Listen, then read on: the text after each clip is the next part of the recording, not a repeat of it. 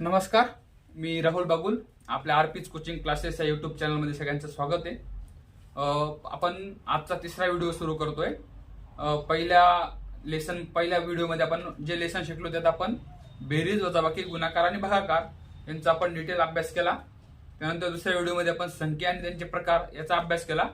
आज आपण पूर्ण संख्यांवरील ज्या मूलभूत क्रिया आहेत त्यांचा आपण अभ्यास करणार आहे. त्यासोबतच ज्या विभाज्यतेच्या कसोट्या आहेत म्हणजे डिव्हिजिबिलिटी रूल त्याचा पण आपण अभ्यास करणार आहेत. कारण स्पर्धा परीक्षामध्ये किंवा आर्मीचा पेपर असो किंवा कोणत्याही एक्झाम मध्ये जे प्रश्न विचारलेले असतात ते कधी कधी एकदम फिरवून विचारलेले असतात, सोपे असतात ते प्रश्न, पण आपल्याला हे रूल माहीत नसतात. त्याच्यामुळे आपल्याला वेळ लागतो सॉल्व्ह करायला आणि आपण जास्तीत जास्त प्रश्न सॉल्व्ह करू शकत नाही. त्यामुळे आपण पहिल्यांदा काय बघणार आहेत, कसोट्या कोणत्या कोणत्या आहेत, ज्या कसोट्या आपल्याला लक्षात ठेवायच्या आहेत कायमस्वरूपी, म्हणजे आपण गणित स्पीडने सॉल्व्ह करू शकतो. ठीक आहे, तर त्या सर्वप्रथम येतात की 2, 3, 4, 5, 6, 7, 8, 9 आणि 10च्या या सगळ्या कसोट्या आहेत. तर आपण सर्वप्रथम पाहणार आहे 2ची कसोटी काय आहे. काय पहिल्यांदा 2ची कसोटी काय आहे, त्याची डिटेल जी व्याख्या आहे ती ग्रुपवर टाकलेली आहे मी, तिथून तुम्ही ते बघू शकता. ठीक आहे, सर्वप्रथम कोणत्याही समसंख्येला 2ने भाग जातो. पहिल्यांदा लक्षात ठेवायचं, जी समसंख्या आहे, समसंख्या आपल्याला माहिती आहे, समसंख्या म्हणजे काय, ज्या संख्येच्या एकक स्थानी 0, 2, 4, 6, 8 यापैकी कोणताही एक अंक असेल त्या संख्येला आपण काय म्हणतो, समसंख्या असं म्हणतो. मग 2 जो आहे, 2ने कोणत्याही समसंख्येला भाग जातो. काय, ज्या संख्येला 2ने भाग जातो ती संख्या काय असते, समसंख्या असते. ठीक आहे, कोणत्याही समसंख्येला 2ने निशेष भाग जातो. ठीक आहे, त्यानंतर हे सोपं आहे. उदाहरणार्थ बघा, 124 घेतला तर याला 2ने भाग जाणार आहे. 2ने निशेष भाग जायला पाहिजे. निशेष भाग म्हणजे काय, बाकी किती उरायला पाहिजे, 0 उरायला पाहिजे. बघा, बेसक 12 आणि बेदुने 4 म्हणजे बाकी काहीच उरणार नाही, उत्तर 62 असं 62 आलं. ठीक आहे, त्यानंतर हे सोपं आहे. त्यानंतर 216 आपण 2ने भाग जातो. त्यानंतर 1218 या संख्येला आपण 2ने भाग जाईल. म्हणजे एकंदरीत ज्या समसंख्या आहेत त्या सगळ्या समसंख्यांना 2ने भाग जातो. ठीक आहे, त्यानंतर दुसरी कसोटी आहे 4ची. कोणती दुसरी कसोटी आपण पाहणार आहे 4ची, म्हणजे या एका टप्प्यातल्या, त्याच्यामुळे आपण त्यानंतर 3, 6, 9 वगैरे पण आपण पाहणार आहे. 4ची कसोटीमध्ये काय, ज्या संख्येच्या एकक स्थानच्या व दशक स्थानच्या अंकांना, काय, ज्या संख्येच्या एकक स्थानच्या व दशक स्थानच्या अंकांना 4ने भाग जातो त्या संख्येला आपण 4ने निशेष भाग जातो. ठीक आहे, म्हणजे बघा काय, उदाहरणार्थ काय घेता येईल आपल्याला, 324 घेतला. 324 ला एकक स्थानचा आणि दशक स्थानचा अंक काय आहे, 24. जर या 24 ला 4ने भाग जात असेल तर त्या संख्येला आपण 4ने, म्हणजे 324 ला आपण कशाने भाग जाईल, 4ने भाग जाईल. ठीक आहे, ट्राय करून पाहू. ठीक आहे, 9 काय याचं उत्तर 324 भागिले 4, 4 25, 4 7 24, 4 7 28, 4 8 32, बाकी उरली 0 आणि इकडे आला 4, 4 1 4, बाकी उरली 0. निशेष भाग जाणं म्हणजे काय, ज्या संख्येच्या एकक स्थानच्या व दशक स्थानच्या अंकांना 4ने निशेष भाग जातो, किंवा ज्या संख्येतील एकक स्थानचे व दशक स्थानचे अंक 4च्या पटीत असतात त्या संख्येला 4ने निशेष भाग जातो. उदाहरणार्थ आपण असं पण म्हणू शकतो, 3532. ठीक आहे, 3532 म्हणजे बघा 3532 ला जातो का, ट्राय करून बघू. 3532 भागिले 4, 4 8 32. ठीक आहे, उरले 3 घेतला, 4 8 32, तिथं उरला 1, 2 घेतला, 4 3 12, म्हणजे इथं बाकी उरली 0.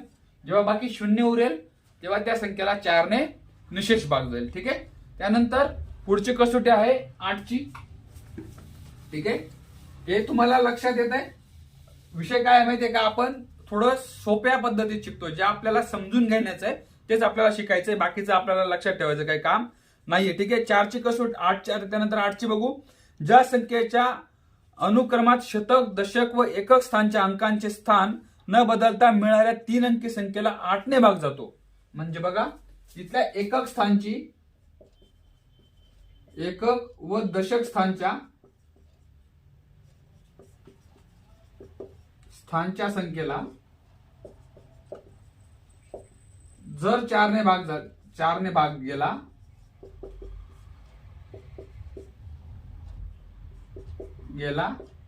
तर ती संख्या काय असते,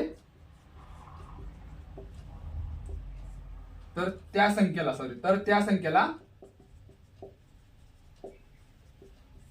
4 ने भाग जातो. उदाहरणार्थ पाहिलं 324, 5716, ठीक आहे, इत्यादी. ठीक आहे, आतापर्यंत आपण 2ची आणि 4ची कसोटी पाहिली. आता आपण 8ची कसोटी पाहणार आहे. ठीक आहे, तर बघा 2च्या कसोटीमध्ये काय होतं, ज्या समसंख्या आहेत त्यांना 2 ने भाग जातो, निशेष भाग जातो, त्या संख्यांना आपण 2 ने भाग जाणाऱ्या संख्या म्हणतो. त्यानंतर येते 4ची, ज्या संख्येच्या एकक स्थानच्या आणि दशक स्थानच्या अंकाला 4 ने भाग जातो त्या पूर्ण संख्येला 4 ने भाग जातो. त्यानंतर येते 8ची कसोटी. ठीक आहे, तर 8च्या कसोटीमध्ये काय आहे, एखादी संख्या घेतली, उदाहरणार्थ घेतली 18,324. जर या 324ला 8 ने भाग जात असेल तर या पूर्ण 18,324ला 8 ने भाग जाईल, किंवा 8ची कसोटी आपण त्याला म्हणतो. एकक दशक व शतक स्थानच्या अंकांना जर 8 ने भाग जात असेल तर त्या संख्येला 8 ने निशेष भाग जातो असं आपण म्हणू शकतो. ठीक आहे, उदाहरणार्थ बघू 324ला 8 ने भाग जातो का, तर बघू 8 चौक 32, त्यानंतर याला जात नाही म्हणून हे नसणार आहे. ठीक आहे, अशा आपण संख्या पाहू शकतो. ठीक आहे, उदाहरणार्थ बघा 5984 घेतला, 5984, तर 984ला 8 ने भाग जातो का बघू, तर बघा 8 एका 8, किती उरतील इथे 1, 8 दुने 16, उरले 2, 4 घेतला 8 त्रिक 24, बाकी उरली 0. जेव्हा बाकी 0 उरते तेव्हा आपण त्या संख्येला निशेष भाग जातो असं म्हणतो. म्हणजे 984ला 8 ने भाग गेला म्हणून 5984ला आपण 8 ने भाग जाईल असं आपण आयडेंटिफाय करू शकतो. ठीक आहे, 2, 4 आणि 8ची कसोटी पाहिली. त्यानंतर आपण पाहणार आहे 3, 6 आणि 9ची कसोटी. ठीक आहे, तर 3ची कसोटी पाहूया. सर्वप्रथम चौथी कसोटी येते 3ची कसोटी. 3ची कसोटी आहे ज्या संख्येतील अंकांची बेरीज 3च्या पटीत असते. काय, ज्या संख्येतील अंकांची बेरीज 3च्या पटीत असते त्या संख्येला 3 ने भाग जातो. उदाहरणार्थ 17,715 घेतला, तर बघू या अंकांची बेरीज करायची. म्हणजे 7 आणि 1 8, 8 आणि 7 15 आणि 1 16, 16 आणि 5 21, किती होते 5 आणि 1 6, 6 आणि 7 13 आणि 7 20 आणि 1 21. या सगळ्यांची बेरीज मग 21ला जर 3 ने भाग जात असेल 7 त्रिक 21, म्हणून या 17,715ला 3 ने भाग जाईल असं म्हणता येईल. ठीक आहे, कसोटी काय, ज्या संख्येतील अंकांची बेरीज 3च्या पटीत असते त्या संख्येला 3 ने भाग जातो असं आपण म्हणू शकतो. ठीक आहे, त्यानंतर आता आपण 5वी कसोटी पाहणार आहे जी 6ची कसोटी आहे. ठीक आहे, 6च्या कसोटीमध्ये काय आहे, ज्या समसंख्यांना 3 ने भाग जातो त्या सर्व संख्यांना 6 ने निशेष भाग जातो. म्हणजे 3 ने भाग जाणाऱ्या सर्व समसंख्यांना 6 ने पण भाग जातो असं आपण म्हणू शकतो. काय, 3 ने निशेष भाग जाणाऱ्या सर्व समसंख्यांना 6 ने निशेष भाग जातो. ओके, ज्या समसंख्येला 3 ने भाग जातो त्या समसंख्येला 6 ने पण भाग जातो असं आपण म्हणू शकतो. उदाहरणार्थ बघा 534 घेतलं, तर 534ला 3 ने भाग जाईल का, तिथे बघू 3ची कसोटी काय आहे, ज्या संख्येतील अंकांची बेरीज ही 3च्या पटीत असते त्या संख्येला 3 ने भाग जातो. 5 आणि 3 8 4 12, म्हणजे 12ला भाग जातो. बरोबर, पण 12ला भाग जातो म्हणजे तिला 3 ने भाग जातो हे आपण म्हणू शकतो. आता 534ला 6 ने भाग जातो का बघायचंय. काय आहे कसोटी, 3 ने निशेष भाग जाणाऱ्या सर्व समसंख्यांना. आता ही समसंख्या आहे, शेवटी 4 आलाय म्हणून ही समसंख्या आहे, मग हिला 6 ने भाग जातो का. 6 35 6 7 36 6 7 42 6 8 48, उरले 5, वरचा 4 घेतला 6 9 54 बाकी शून्य उरले म्हणजे निशेष भाग जातो. ठीक आहे. डेफिनेशन काय आहे? 3 ने निशेष भाग जाणाऱ्या सर्व समसंख्यांना 6 ने पण निशेष भाग जातो. आधी बघून घ्यायच्या संख्येमध्ये की 3 ने भाग जातोय का. जर 3 ने भाग जात असेल आणि जर ती संख्या सम असेल तर त्या संख्येला पण 6 ने काय होईल? भाग जाईल. ठीक आहे. त्यानंतर आहे 9 ची कसोटी. ठीक आहे. 9 ची कसोटी. 9 ची कसोटी काय म्हणते? ज्या संख्येतील अंकांची बेरीज ही 9च्या पटीत असते. म्हणजे संख्येतील अंकांची बेरीज किती असते? संख्येतील अंकांची बेरीज जर 9च्या पटीत म्हणजे काय? 9, 18, 27 अशी असेल, 9च्या पटीत असेल तर त्या संख्येला 9 ने भाग जातो. ओके. ठीक आहे. म्हणजे सोपी आहे. पण 3 ची जी आहे ती जर अंकांची बेरीज 3च्या पटीत असेल तर 3 ने भाग जायचा आणि 9च्या पटीत असेल तर 9 ने भाग जातो. उदाहरणार्थ बघा 13,824 घ्या. 13,824. ठीक आहे. 13,824 ची बेरीज किती होते? 4 आणि 2 6 आणि 8, 14 आणि 3 17 आणि 18 म्हणजे 18 बेरीज झाली यांची. तर 18 ला 9 ने भाग जातो का? हो. 9 दुने 18 म्हणून 13,824 ला पण कितीने भाग जाईल? पूर्ण 9 ने पूर्ण भाग जाईल असं आपण म्हणू शकतो. ओके. आतापर्यंत आपण पाहिली 2 ची कसोटी, 4 ची कसोटी, 8 ची कसोटी, 3 ची, 6 ची आणि 9 ची. 2 ची कसोटी काय आहे? सर्व समसंख्यांना 2 ने भाग जातो. त्यानंतर 4 ची कसोटी आहे एकक स्थानच्या व दशक स्थानच्या संख्येला जर 4 ने भाग जात असेल तर पूर्ण संख्येला 4 ने भाग जातो. आणि 8 ची आहे एकक स्थानच्या, दशक स्थानच्या व शतक स्थानच्या पूर्ण संख्येला जर 8 ने भाग जात असेल तर त्या संख्येला 8 ने भाग जातो. त्यानंतर 3 ची कसोटी आहे संख्येतील अंकांची बेरीज जर 3च्या पटीत असेल तर त्या संख्येला 3 ने भाग जातो. त्यानंतर 6 ची कसोटी आहे ज्या संख्येला 3 ने भाग जातो त्या सर्व समसंख्या ज्या आहेत त्यांना 6 ने भाग जातो. त्यानंतर 9 ची कसोटी आहे ज्या संख्येतील अंकांची बेरीज ही 9च्या पटीत असते त्या संख्येला पण 9 ने भाग जातो. ठीक आहे. त्यानंतर 2 झाला, 3 झाला, 4 झाला, 5 झाला, 6 झाला आणि 8 झाला. आता राहिलाय 5 आणि 10 बघू. ठीक आहे. 5 आणि 10 ची कसोटी काय आहे? तर ज्या 5 ची कसोटी आहे ज्या संख्येच्या एकक स्थानी काय? एकक स्थानी 0 किंवा काय असेल 5 असेल त्या सर्व संख्यांना 5 ने भाग जातो. उदाहरणार्थ बघा 1750 भागिले 5 जर केलं तर 5 त्रिक 15 उरले 2, 5 5 25 आणि 0 3.5 चे बाकी किती उरेल? 0 उरेल. त्यानंतर 1835 जर घेतला तर बघा 5 त्रिक 15 उरले 3, 5 30 उरले 3, 5 7 35 बाकी पर्यंत किती उरते? 0 उरते.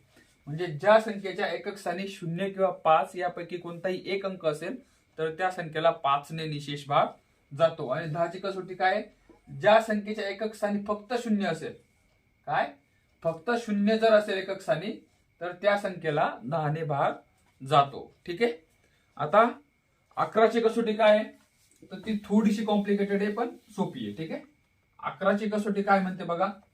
11 ची कसोटी म्हणते ज्या संख्येतील समस्थानच्या अंकांची बेरीज व विषम स्थानच्या अंकांची बेरीज यांच्यामधील फरक हा 11च्या पटीत असतो. काय? समस्थानच्या अंकांची बेरीज व विषम स्थानच्या अंकांची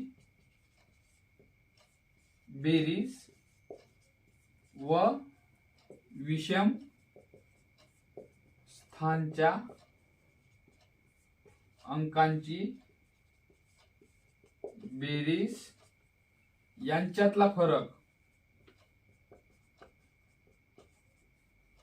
यांच्यातला फरक हा 11च्या पटीत असतो.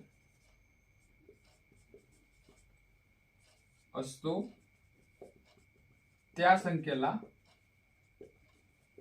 11 ने भाग जातो. म्हणजे 0 असेल तरी त्या संख्येतील फरक हा त्या संख्येतील फरक हा 11च्या पटीत असेल किंवा शून्य असेल, पटीत किंवा शून्य असतो, त्या सर्व संख्येला कशाने भाग जातो? 11ने भाग जातो. ठीक आहे. उदाहरणार्थ बघा काय येईल. उदाहरण घेतलं 59,125. उदाहरण बघा 59,125 आहे इथे, बरोबर. तर समस्थानचा अंक आणि विषम स्थानचा अंक म्हणजे काय? 1 नंबर 5 येतोय, 2 नंबर 2 येतोय, 3 नंबर 1 येतोय, 4 नंबर 9 येतोय, 5 नंबर 5 येतोय. ठीक आहे. तर समस्थानचे अंक कोणते आहेत?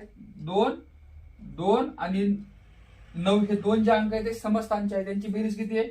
9 अधिक 2 बरोबर किती येतील? 11. आणि विषम स्थानचे अंक किती आहेत? 5 अधिक 1 अधिक 5 बरोबर 11. आता यांच्यातील फरक कितीचा असणार आहे? 11 वजा 11 बरोबर किती?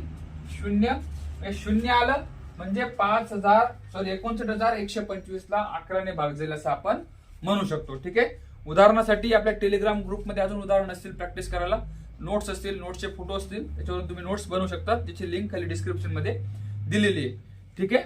अशा पद्धतीने आपण जास्तीत जास्त प्रकारच्या कसोट्यांचं ओव्हरव्ह्यू घेतलेला आहे आणि पटापट शिकून घेतलेलं आहे. जास्त डीप मध्ये काही शिकवलेलं नसतं. ठीक आहे.